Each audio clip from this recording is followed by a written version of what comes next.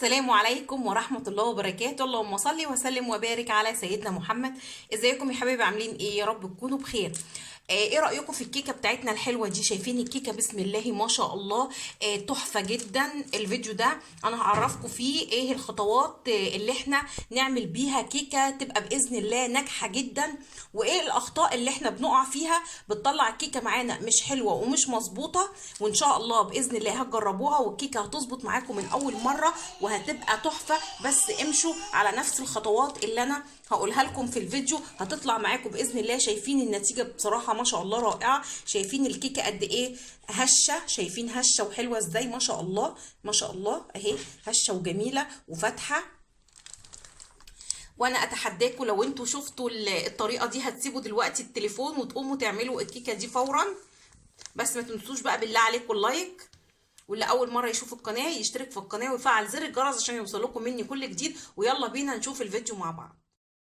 عشان بقى نعمل صينيه الكيكه الحلوه بتاعتنا دي هيبقى عندنا ايه؟ عندي هنا كوبايتين من السكر، عندي كوبايه زيت، عندي كوبايه عصير برتقال. لو انت مش حابه عصير البرتقال استبدليها بكوبايه حليب. عندي 5 حبات بيض تكون بدرجه حراره الغرفه. عندي 4 كوبايات دي نخلاهم كويس قوي وعليهم ظرف بيكنج باودر برده منخول. اهم حاجه ان احنا ننخل الدقيق كويس مع البيكنج باودر. طيب ايه الاخطاء اللي احنا بنقع فيها بقى وبتخلي الكيكه معانا غامقه؟ ان احنا بنستعمل سكر بيكون غامق. لا، لازم يكون السكر فاتح، لازم الزيت يكون زيت نوع جيد. اي زيت نباتي تفضليه، سواء اذا كان ذره او اذا كان عباد، بس يكون نوع جيد. لان زيت التموين هيسيب لك طعم مش حلو في الكيكه وكمان بيغمق الكيكه. ولازم البيض يكون بدرجه حراره الغرفه، ما طلعش البيض من التلاجة واعمله، لا كده الكيكه مش هتطلع معاكي مظبوطه. لازم البيض يكون بدرجه حراره المطبخ. يبقى دي الخطوات اللي انا قلت لكم، الحاجات اللي انا قلت لكم عليها اللي انتوا بتقعوا فيها بتخلي الكيكه معاكم مش ناجحه. وطبعا هحط معلقه خل. طب الخل ده بيعمل ايه؟ في ناس كتير قوي بتستغرب تقول لي انت بتحطي ليه خل على الكيكه والمعجنات. الخل ده يا جماعه زي محسن الخبز، وبيخلي الكيكه معايا فاتحه وهشه في نفس الوقت. طيب انا عايزاكم، انا هعمل الخطوات اللي هعملها بالظبط دي تعملوها بالترتيب اللي انا هقول لكم عليه كده. اول حاجه في الخلاط بتاعي، اجيب الخلاط بتاعي هحط فيه كوبايتين السكر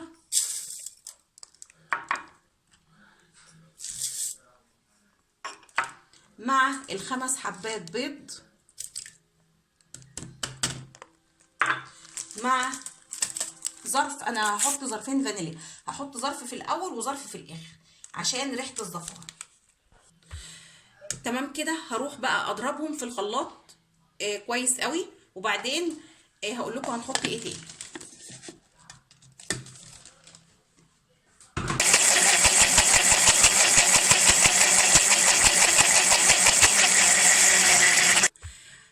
بعد ما ضربت البيض مع السكر كويس قوي هضيف الزيت. مهم قوي يا جماعه ان انتوا تمشوا بالترتيب اللي انا بقول لكم عليه ده. هضيف الزيت وهضرب تاني، بس هو الخلاط بعيد شويه، السلك بعيد، وهضرب تاني كويس قوي. اخر بقى حاجه هحطها في الخلاط هي كوبايه عصير البرتقال، دي اخر حاجه، مع معلقه الخل كده اخر حاجه، وهضربهم كويس قوي مع بعض. خلاص بقى انا ضربت الحاجات كلها مع بعض كده ضربا مبرحا اللي انا قلت لكم عليها. عندي البوله بتاعتي، هي انا كنت نخله فيها دقيق، يعني هي ما فيهاش حاجه، انا نخلت فيها دقيق. هحط ظرف الفانيليا اللي باقي كده في الاول، وبعدين اعمل ايه بقى؟ انزل بالخليط اللي انا ضربته كده في الخلاط. بسم الله الرحمن الرحيم، بسم الله الرحمن الرحيم. وانزل بقى ايه؟ مش هحط طبعا الدقيق كله مره واحده، لا انا هنزل نصه الاول،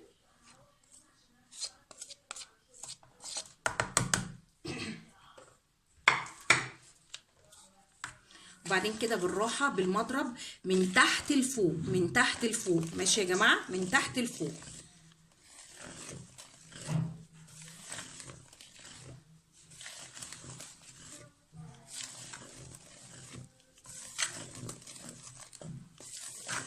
المقادير دي بتعمل قالب مقاس 30 في 60 بالطريقه دي كده. الدقيق اللي انا حطيته في الاول اختفى، انزل ببقيه الكميه، بقيه ال4 كوبايات، وزي ما قلت لكم من تحت لفوق. مهم جدا الدقيق والبودر يكونوا منخولين. لو مشيتي على نفس الخطوات دي الكيكه هتطلع معاكي باذن الله باذن الله رائعه. بس لو عملتيها وظبطت معاكي ما تنسيش تدعي لي. وطبعا مش لازم افكركم ان انتوا تعملوا لايك للفيديو. اهو شايفين تحفه جدا اهو، ما شاء الله ولا حول ولا قوه الا بالله اهو.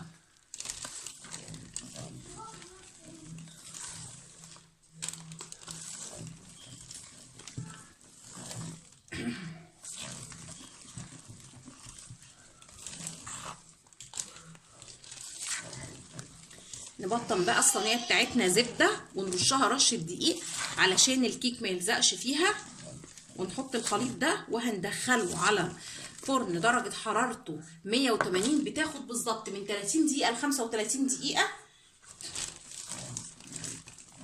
اروح ابطن الصينيه وارجع لكم، اوعوا تروحوا في اي حته.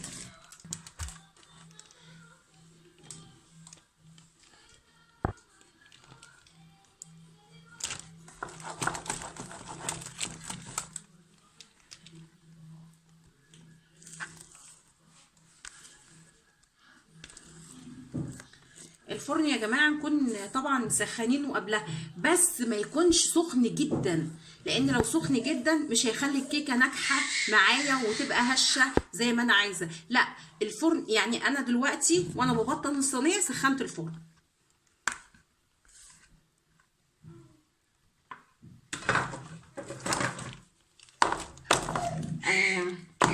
بطها كده خبطه بسيطه عشان اطلع اي هوا فيها بالراحه كده. ادي يا جماعه الكيكه بتاعتنا بعد ما طلعت من الفرن تحفه جدا، ريحتها قلبة الدنيا وطعمها تحفه. شايفين حلوه ازاي؟ ما شاء الله هشه وفاتحه وجميله. شايفين ده هي كمان الاضاءه اللي مغمقاها سنه، لكن هي فاتحه خالص فاتحه. وشايفين هشه ازاي؟ شايفين حلوه ازاي؟ اتحداكم ان انتوا لو شفتوا الفيديو ده هتسيبوا التليفون وتقوموا تعملوا الكيكه دي، ولو عملتوها مش هتبطلوا تعملوها. بس زي ما قلت لكم لو عملتوها ونجحت معاكم ما تنسوش تدعوا لي، تعملوا طبعا لايك للفيديو. ويا رب اكون قدرت افيدكم في الفيديو ده واوصل لكم اي معلومه. اهو شايفين ما شاء الله الله اكبر، شايفين حلوه ازاي ومستويه. بس يا ريت تمشوا على نفس الخطوات اللي انا قلت لكم عليها، هتطلع معاكم تحفه ورائعه باذن الله. يا رب اكون قدرت افيدكم، وانتظروني في وصفات جايه كتير. والسلام عليكم ورحمه الله وبركاته.